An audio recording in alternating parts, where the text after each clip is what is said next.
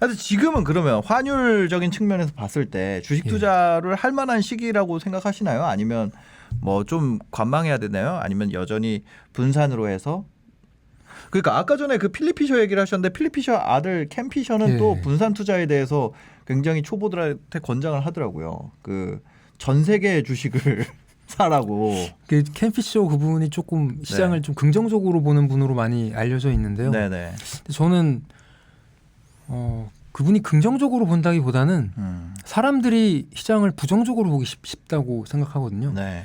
그러니까 심리학적으로 부정성 효과라고 해서 우리가 뭐 네이버나 뭐 다음 이런 데서 뉴스를 보더라도 아무래도 자극적이고 경각심을 일깨우는 주식시장 이러해서 위험하다. 아 그래서 주식 이런 기사를 책 제목을 그렇게 지으셨구나. 제가 지은 건 아니고 이제 마케팅 측면에서 네네네. 출판사가 지은 제목인데요. 네네.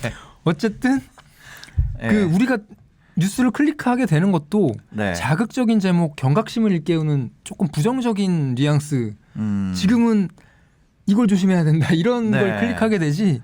네. 아주 스무스하고 뭐 좋은 기사의 제목은 아무래도 클릭 수가 덜 하게 되잖아요. 네, 그렇죠. 사람 심리가 근데 그런 경각심을 일깨우는 기사를 자꾸 보게 되고 그걸 보면 자꾸 그쪽으로 또 생각이 가게 네, 되고 네. 그게 또 인상에 많이 남는 게 이제 사람 심리이기 때문에 그래서 사실 시장이 그렇게 쉽게 무너지지 않는다고 보거든요. 네. 그러니까 시장에서 정말 위험했을 때는 뭐 글로벌 금융 위기 있었고 그리고 뭐 작년에 코로나19 위기 있었고 네. 그 중간중간에 위기가 있긴 했지만 그 예를 들자면 뭐 2013년에는 미국 연준이 테이퍼링 한다고 또 2013년에 한 달 정도 환율 급등하고 주가 흔들린 적이 있었는데 그때 막 키프로스 사태 뭐 이런 거. 예, 그 이후에 키프로스 사태가 있었고 네. 어쨌든 그때도 사실 시장 그렇게 무너지지 않았거든요. 한국 네. 코스피도 그때 한 달 동안 조금 부진하고 나서 7월부터 한 11월 정도까지 돈이 굉장히 많이 들어왔어요. 네. 그 당시 기준으로 뭐 외국인 순매수 최장 기간 기록 세우고 그때 환율이 6월 달에 한 1160원 정도까지 그러니까 5월 달에 그 버냉키 당시 연준 의장이 네. 테이퍼링 언급한 다음에 네. 한 달 동안 한 50원 정도 환율이 상승했거든요. 네, 네. 그러고 나서 한 6개월 동안 110원인가 환율이 하락을 해버렸어요. 그러니까 그때도 시장이 굉장히 불안하게 느꼈는데도 시장은 오히려 상승을 했었고요. 네.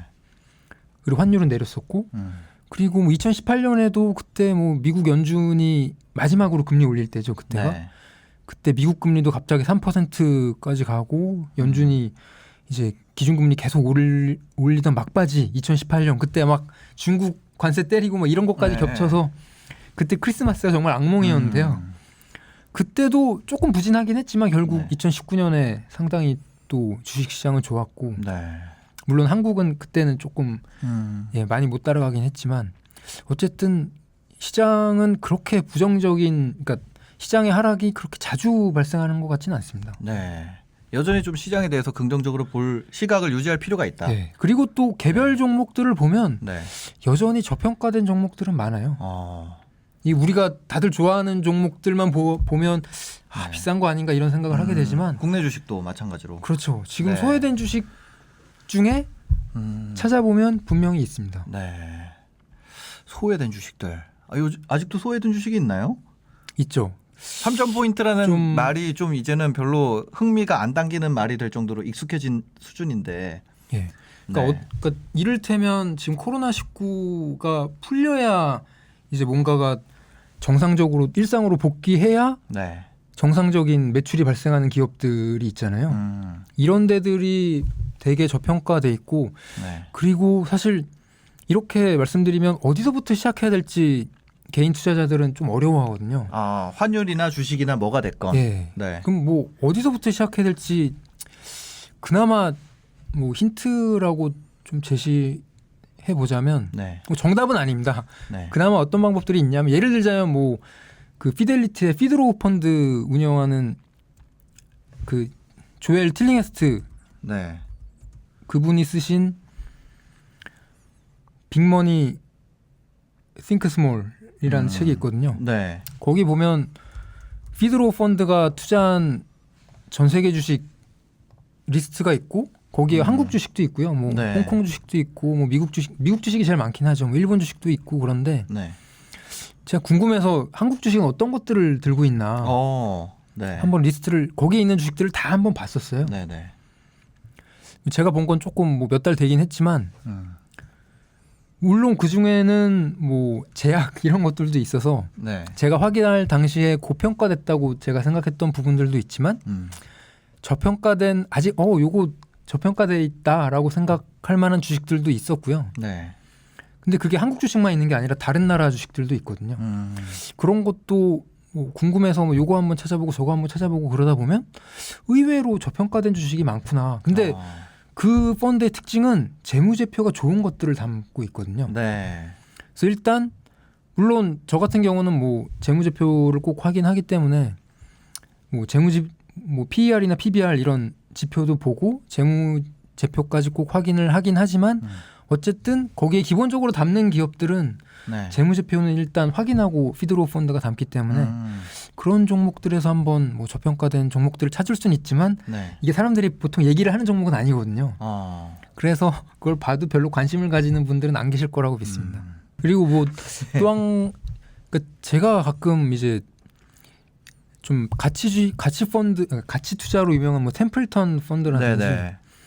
이런 데들은 어떤 기업들을 담나 네. 궁금해서 보려면 또 볼 수도 있거든요. 네네네. 그래서 그런 펀드들을 찾아보면서 이런 펀드들은 어떤 주식들을 담고 있구나. 네. 근데 이런 기업들, 그런 기업들이 눈에 보이시고 관심이 가시면 단지 이제 주가 차트만 보실 게 아니라 네. 뭐 재무 비율도 한번 보시고 그리고 뭐 재무제표도 그러니까 네. 재무제표 지금 현재 재무상태표 손익계산서만 보실 게 아니라 그래도 몇 년치 트렌드도 한번 보시고 네. 이게 그 기업이 코로나 19에서 이제 탈출해서 일상으로 복귀했을 때 살아날 수 있는 기업인지 매출이 증가할 수 있는 기업인지 그 정도 판단하고 그리고 그 기업에 대해서 인터넷 검색도 좀 해보시고 네. 이런 게 적절한 한 가지 팁이 될 수 있을 것 같습니다. 그 회사가 여전히 성장 구간에 있는지가 되게 중요하겠네요. 내가 보는 시점에서 좋다고 했는데 그 다음부터는 꺾일 수도 있잖아요. 물론 그렇죠. 네, 그 회사의 전략이 여전히 먹히는지 시장에서. 사실 네. 코로나 때문에 이제 망할 기업들이 생길 수 있고요. 네. 재무제표가 좋았었지만 코로나 때문에 결국 이제 장기적으로 망하는 쪽으로 가는 기업도 분명히 있을 수 있기 때문에. 네. 근데 개인 투자자들은 사실 뭐 그러니까 내가 정말 이 기업에 대해서 그 파헤쳐서 모든 걸 알고 뭐 경영자 마인드까지 알고 이렇게 심도 있게 보긴 힘들기 때문에 좀 네. 방어적인 자세로 투자할 필요가 있다고 보고요. 네. 그래서 뭐 가급적 개인 투자자들은 좀 스펙트럼을 넓혀서 너무 한 종목의 비중을 높이시지 말고 좀 네. 재무제표 좋고 저평가되어 있는 종목들을 그래도 좀 많이 담는 게 좋지 않을까 네. 그렇게 판단합니다.